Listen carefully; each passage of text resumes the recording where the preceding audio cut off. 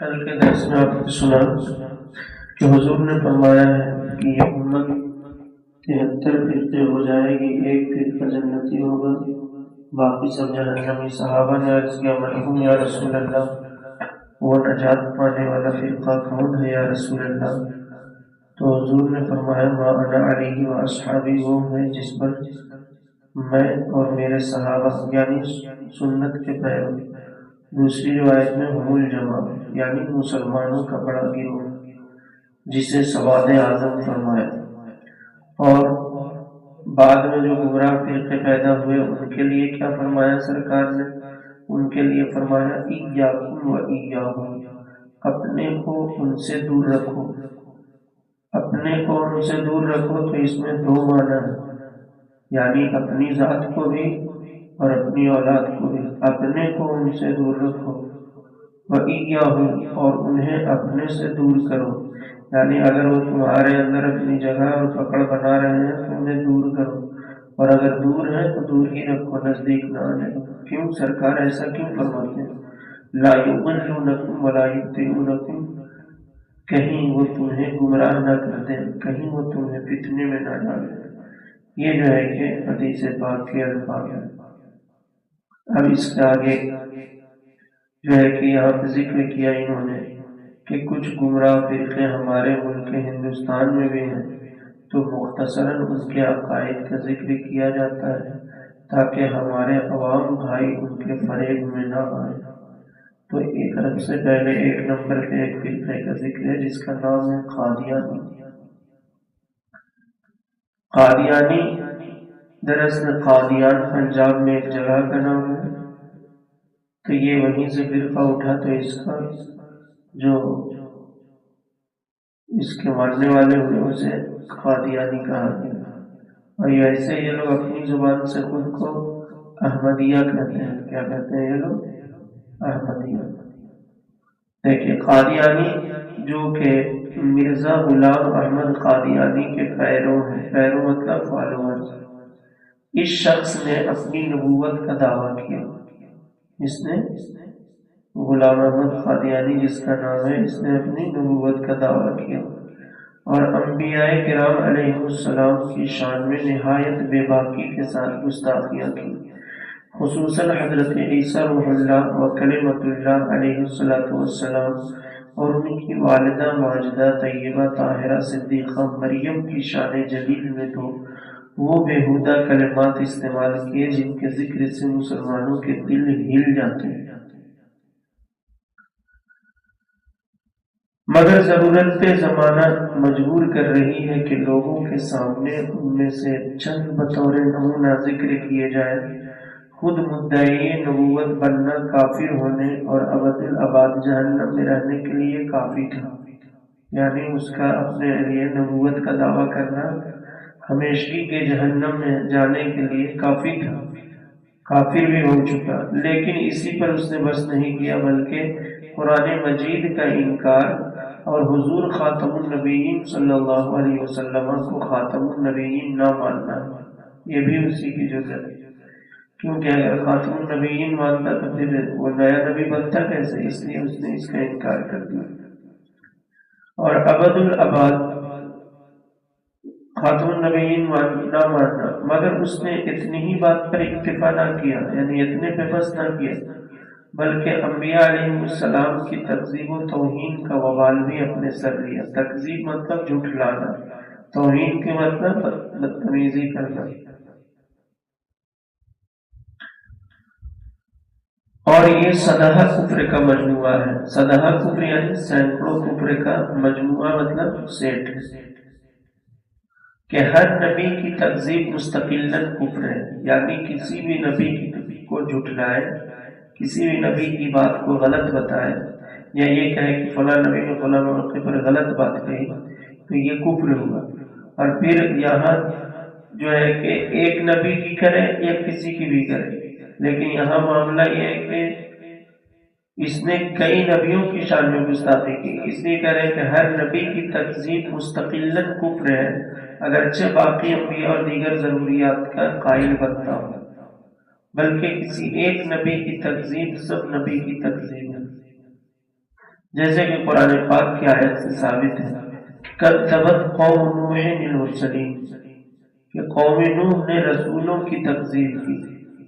حالانکہ قوم نوح جو تھی اس میں تو صرف حضرت نوح علیہ السلام نبی بنا کر بھیجے گئے، لیکن قرآن نے کیا فرمایا کہ قوم نوح نے رسولوں کی تکذیب کی۔ مرسلین، مرسل نہیں کہا، مرسلین جمع کا صیغہ، اسی لیے کہا کہ ایک نبی کی بات کو اگر جھوٹی بتایا تو گویا کہ سارے نبیوں کی بات کو اس نے جھوٹی بتایا، کیونکہ ہر نبی کا یہی کہنا ہے کہ کوئی نبی جھوٹ نہیں بولتے، اور کسی ایک نبی کو اگر اس نے جھوٹا کہا تو گویا کہ سارے نبیوں کی بات کا انکار ہے۔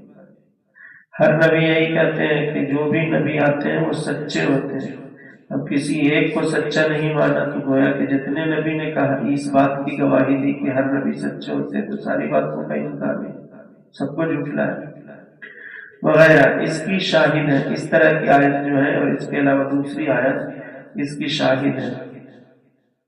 شاہد مطلب گواہ ہے۔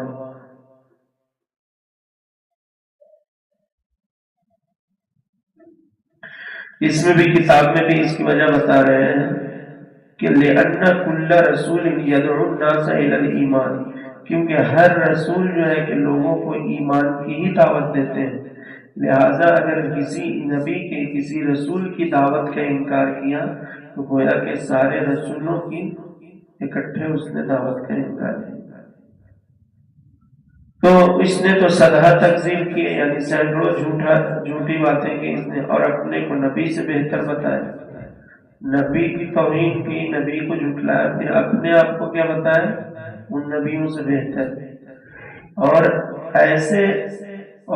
ایسے شخص اور اس کے متبعین کے کافر ہونے میں مسلمانوں کو ہرگز شک نہیں ہو سکتا، بلکہ ایسے شخص کی تکفیر میں اس کے اقوال پر جو مطلع ہو کر، یعنی جو اس کی باتوں پر آگاہ ہو کر اس کے کفر میں شک کرے تو وہ خود کافر۔ اب اس کے اقوال سنیے۔ اس کی ایک کتاب کا نام ہے ازالہ اوہام، وہموں کو ختم کرنے والی کتاب۔ کیا؟ ازالہ اوہام، وہم کو دور کرنے والی۔ کیا لکھا اس میں؟ خدا تعالی نے براہین احمدیہ میں اس عاجز کا نام امتی بھی رکھا اور نبی بھی۔ ایک کتاب اس نے لکھی براہین احمدیہ، جس کے بارے میں یہ کہتا ہے کہ یہ میرے اوپر وحی ہوتی ہے، ٹھیک ہے۔ دیکھیے اس میں ایک بات ہے کہ نوٹ لگا کر لکھ رہے ہیں کہ قادیانی شیطان کی تقریباً 80 سے زائد کتابیں ہیں۔ کتنی کتابیں اس کی ہیں؟ 80 سے 80 پلس، 80 پلس، جن میں سے بعض کے نام یہ ہیں: انجام اوتھم، زمیمہ انجام اوتھم، کشتی نوح، ازالہ اوہام، دافع البلا و معیار اہل الاصطفاء، 40 براہین احمدیہ وغیرہ۔ روحانی خزائن نامی کتاب میں ان کتابوں کی 23 حصوں میں جمع کیا گیا۔ ایک کتاب سارا سیٹ کیا، 23 کتابوں کو اکٹھے نکالا ہے، تو اس کا نام رکھا روحانی خزائن، 23 حصوں میں جمع کیا۔ نیز اس شیطان کے کئی اشتہارات ہیں جو 3 حصوں میں جمع کیے گئے، اور مغلظات بھی ہیں جنہیں 10 حصوں میں ملفوظات کے نام سے جمع کیا۔ یہ لوگ سوشل میڈیا پہ بڑے ایکٹیو رہتے ہیں، حدیث بنانے میں، قرآن نیا نیا لانچ کر۔ ایک احمدیہ قرآن بھی انہوں نے پلے اسٹور پہ ڈاؤن لوڈ کر دیا، اس میں کم پڑھا لکھا آدمی وہ قرآن سمجھ کے ڈاؤن لوڈ کرے گا اور ترجمہ پڑھے گا۔ اچھا، اردو میں اور یہ لوگ کام کم کرتے ہیں، انگریزی میں زیادہ کام کرتے ہیں، کیونکہ ان کو جو ہے کہ انگریزوں نے ہی پیدا کیا ہے، اور یہ جانتے ہیں کہ کم پڑھے لکھے وہی لوگ ہوتے ہیں جو انگریزی سے اور ہندی سے اپنا کام چلاتے ہیں، اصل تک پہنچ نہیں پائے گی۔ تو اس لیے کوئی اگر ایپ یا کوئی PDF ڈاؤن لوڈ کرنا کرے تو پہلے کسی معتبر عالم دین سے چیک کرا لیں کہ یہ میرے پاس آئی ہے، کیسا رہے۔ اولاً تو ڈاؤن لوڈ ہی نہ کریں، بلکہ خود ہی پوچھیں کہ کون سا بہتر رہے گا، اپنے لوگوں کی کون سی۔ سامان لینا ہوتا ہے تو کیسے پوچھتے ہیں کہ یہاں پہ اپنا کوئی آدمی ہے ڈاکٹر؟ سامان لینا ہے، کرانے کی دکان اپنے لوگوں کی ہے، گوشت لینا اپنے لوگوں کی ہے، بولے ہاں۔ تو یہاں جسم کا معاملہ ہے اور یہاں ایمان کا معاملہ ہے، تو اس لیے اس کو بھی دھیان میں اپنے وقت میں نہیں پوچھتے ہیں، جب بیوی کو دکھانا ہوتا ہے تب تو پتہ کرتے ہی کہ کوئی معتبر ڈاکٹر بتائیے، کیونکہ جان کا معاملہ ہے، سمجھ، نسل کا معاملہ ہے، اور یہاں تو پورے آخرت کا معاملہ ہے، یہاں تو زندگی ختم ہو جائے گی جتنے دن بعد ہے، اس زندگی سے چھٹکارا ہے، لیکن آخرت والی جو زندگی ہے وہ تو ختم ہونے والی نہیں ہے، انلمیٹڈ۔ آج ایک مولوی تقریر میں بول رہا تھا کہ یہاں تیاری کریں وہاں بھی تیاری کریں، وہاں کوئی تیاری نہیں کرنی ہے، تیاری یہاں کرنی ہے وہاں کے لیے، وہاں تو جا کے صرف انجام پانا ہے، رزلٹ دیکھنا ہے، یعنی یہاں بوئیے اور وہاں کاٹیے پائیے، یہاں فصل لگائیے اور وہاں جا کے اس کا آؤٹ پٹ لیجیے، یہاں ان پٹ ہے وہاں آؤٹ پٹ ہے، تو یہاں کامیاب سب کچھ ٹھیک ٹھاک کر کے جائیں گے سب کہیں تبھی نا وہاں ملے گا۔ جیسے کہ ایک آدمی جانا ہے دوسرے ملک میں، اب یہاں سے پلان کر رہا ہے دوسری جگہ، اپنا سارا سامان، بہت زیادہ سامان گاڑی پر لوڈ کر دیجیے اور آپ سواری میں بیٹھ کر آرام سے آئیے، اب چاہے وہ پلین کے ذریعے ہو چاہے وہ ہوائی جہاز کے ذریعے ہو، صحیح سے ٹھیک ٹھاک اگر لوڈ کیا تب نا وہاں صحیح سے ٹھیک ٹھاک پہنچے گا، اور یہیں سے سب ڈیمیج کر کے ڈالا ہے تو وہاں جاتے جاتے تو خود بھی ڈیمیج ہوگا اور پھر جانے کے بعد کچھ ملے گا نہیں، بولا سب خراب ہو گیا پھینک دیا ہم پانی میں۔ تو اس لیے اعمال کو بچانا بہت ضروری۔ ایک آدمی کماتا ہے 1000 روپیہ ایک دن میں اور خرچ کر اور بچاتا کچھ نہیں ہے، سب برباد کر دیتا ہے، تو وہ کبھی مالدار ہو پائے گا؟ اور ایک آدمی ہے کہ وہ کماتا ہے 1000 سے کم ہی لیکن بچا لیتا ہے، صحیح جگہ استعمال کرتا ہے، ایسی نیکی کمائیے لیکن نیکی بچائیے بھی، ایسے نہیں کہ نماز پڑھے روزہ پڑھے سب پڑھے اور پھر اس کے بعد اس کے ساتھ جا کے گوا دیے تو کچھ بچے گا ہی نہیں، پھر ویسے ہی خالی کے خالی رہے گا۔ اب دیکھیے اس نے کیا کیا لکھا، انجام موتم صفحہ 52 میں لکھا، اے احمد تیرا نام پورا ہو جائے گا قبل اس کے جو میرا نام پورا ہو۔ صفحہ 55 میں لکھا، تجھے خوشخبری ہو اے احمد تو میری مراد ہے اور میرے ساتھ ہے۔ یہ سب کس کی طرف نسبت کر کے؟ اللہ کی طرف، کہ اللہ نے میرے لیے یہ پیغام بھیجا۔ رسول اللہ صلی اللہ علیہ وآلہ وسلم کی شان میں جو آیتیں تھیں انہیں اپنے اوپر جما لیا، یعنی اپنے اوپر فٹ کر لیا۔ انجام صفحہ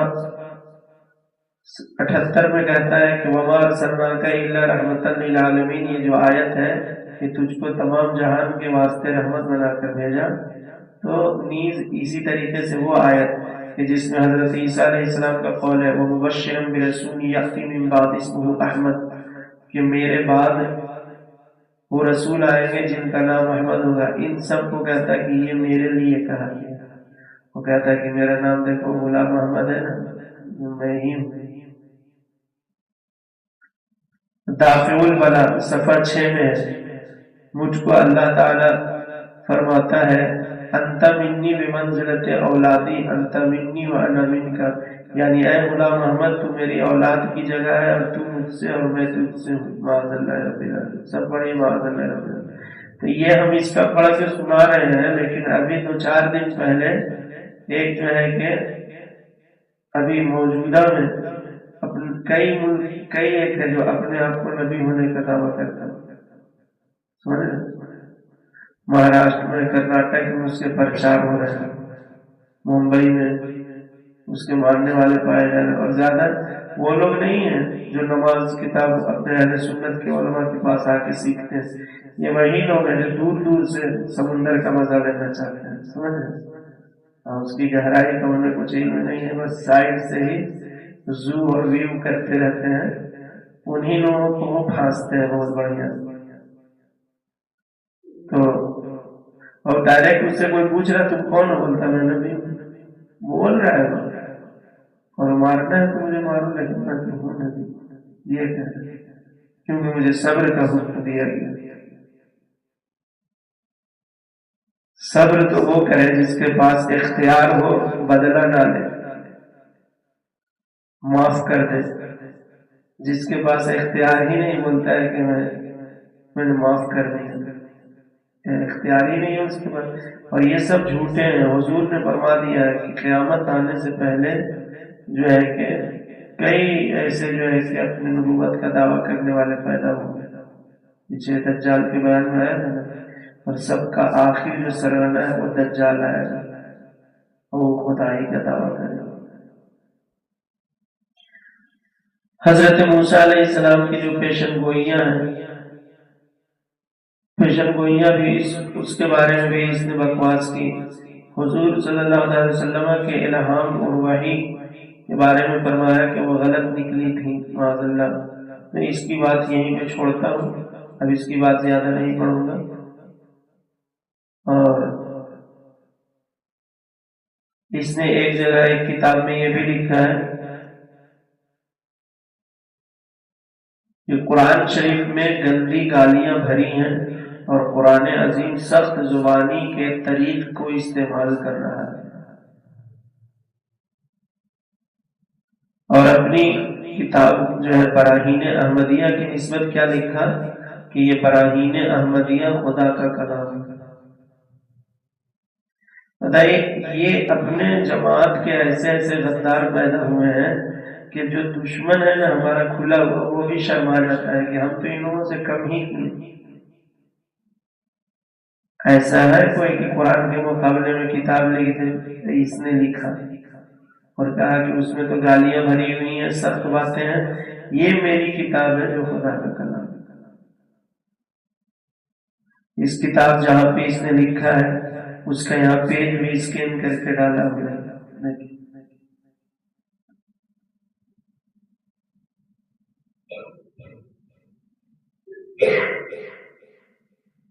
اور اس طریقے سے کئی باتیں حضرت عیسیٰ علیہ السلام کے شان میں گستاخی کرتے ہوئے لکھتا ہے،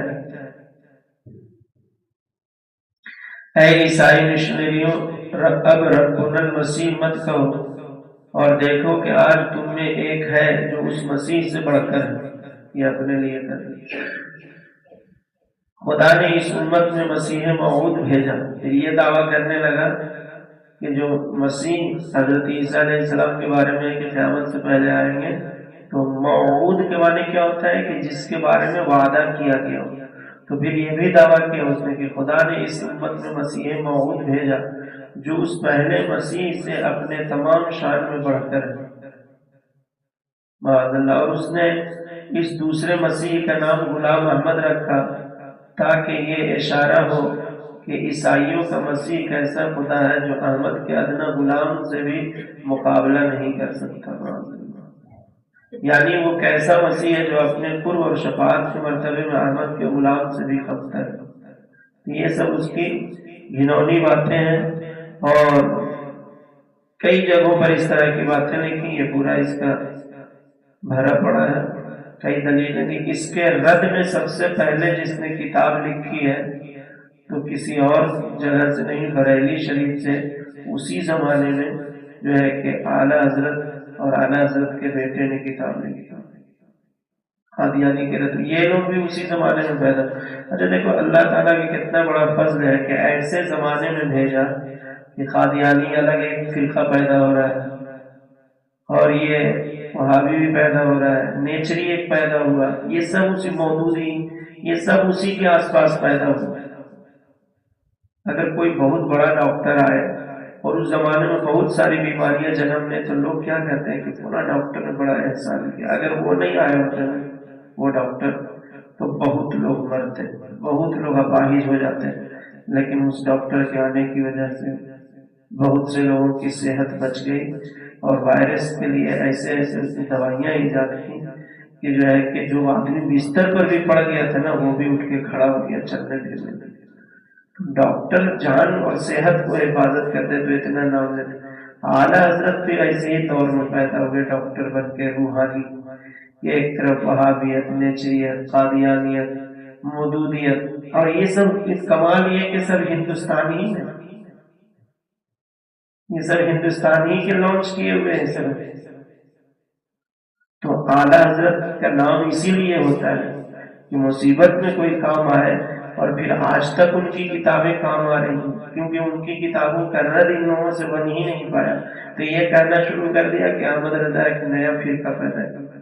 جیسے کہ اگر کہتے ہیں نا چور کے آگے تالا، بےمان کے آگے قبالہ، کیا معنی رکھ دے گا کہ اب تو ہم کچھ کر نہیں پا رہے، جواب تو دے نہیں پائے گے۔ یہی کہنا سب مل کر ان لوگوں نے آپس میں سب ساٹھ گانٹھ کر دیا، حالانکہ آپس میں یہ لوگ سب الگ الگ ہیں، چاہے مودودی ہو، جماعت اسلامی والا اس کے نظریات الگ ہیں، تبلیغی جماعت ہے اس کے نظریات الگ ہیں، وہابی ہے اس کے نظریات الگ ہیں، دیوبندی اس کے نظریات الگ ہیں، قادیانی اس کے نظریات ہیں، لیکن یہ سب مل کر کے احمد رضا کی برائی میں ایک ہو جاتے ہیں۔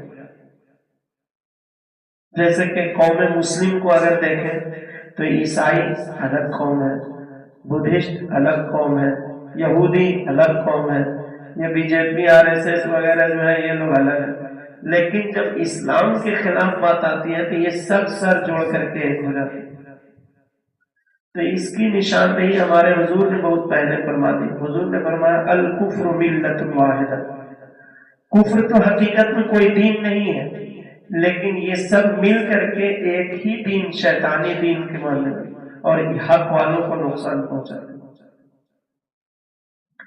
تو یہ ایسے لوگ ہیں، یہ جیسے اس کے بارے میں سنا آپ نے کہ یہ غرض کے اس دجال قادیانی، دجال کے معنی کیا ہوتا ہے؟ بہت بڑا فراڈی، دجل کے معنی ہوتا ہے دھوکہ اور فریب، اور جس کا یہ پیشہ ہی ہو جائے فراڈ کرنا، تو اس دجال قادیانی کے مزخرفات کہاں تک گنائے جائے، اس لیے دفتر چاہیے، دفتر مطلب بہت بڑی لائبریری چاہیے۔ یہ بات یہیں پہ سمیٹتے ہوئے کہتے ہیں کہ تعجب ہے ان سادہ لوگوں پر کہ ایسے دجال کے فالوور ہو رہے ہیں، یا کم از کم اس کو مسلمان جانتے ہیں۔ بہت سے ایسے ہریانہ پنجاب میں رہنے والے مسلمان ادھر سے جاتے ہیں جو کام کرنے، تو آگے کہتے ہیں کہ احمدیہ مسلمان بھی ہے۔ ارے بھائی اس کو مسلمان ہی کیوں مان رہے ہیں جو اتنی گھنونی باتیں کیا؟ تو کہتے ہیں کہ یا تو اس کے فالوور ہو رہے ہیں یا کم از کم اس کو مسلمان ہے۔ اور سب سے زیادہ تعجب ان پڑھے لکھے کٹ بگڑوں سے کہ جان بوجھ کر اس کے ساتھ جہنم کے گڑھوں میں گر رہے ہیں۔ کیا ایسے شخص کے کافر مرتد بے دین ہونے میں کسی مسلمان کو شک ہو سکتا ہے؟ حاشا للہ، من شک فی عذابہ و کفرہ فقد کفر۔ تو جو ان خباثتوں پر مبتلا ہو کر ان کے عقائد و نظریات کو جان کر اس کے عذاب و کفر میں شک کرے وہ خود کافر۔ ایک آخری بات کہوں، یہ پاکستان میں زیادہ ہے یہ لوگ، کیونکہ پنجاب کا پاکستان کا جو علاقہ ہے وہ وہاں سے سٹا ہوا ہے، تو وہاں پہ جس زمانے میں ان لوگوں نے پاکستان میں اپنا اثر و رسوخ قائم کرنا چاہا، تو وہاں پہ ایک عالم دین تھے جنہوں نے شاہ عالم، تو انہوں نے جو ہے شاہ عالم نہیں بلکہ کچھ اور نام ہے مجھے یاد نہیں آ رہا، تو انہوں نے جو ہے کہ حکومت کے عہدے پر فائز ہو کر کے یہ قانون بنوایا کہ قادیانی مسلمان نہیں ہے، تو یہ وہاں کے کورٹ میں قانون بن گیا۔ لیکن اب پھر ایڑی چوٹی کا پاکستان میں یہ زور لگایا جاتا ہے کہ وہ والا قانون ختم کیا جائے اور یہ کہا جائے کہ ہاں قادیانی بھی مسلمان، کیونکہ اس سے یہ ہوا تھا فائدہ کہ یہ جیسے ہے جس کو ماننا ہے مانے، لیکن اپنے دھرم کا کھل کے یہ پرچار نہیں کر سکتے، یہ پابندی تھی۔ لیکن یہ لوگ جو ہے کہ اس کو ہٹا کر کے یہ قانون بنانا چاہتے ہیں کہ ہاں وہ بھی مسلمانوں کی ایک شاخ ہے، اور اس پر پوری کوشش چلتے رہتی ہے۔ اللہ تعالیٰ ہم سب کے ایمان و عقیدے کی حفاظت فرمائے۔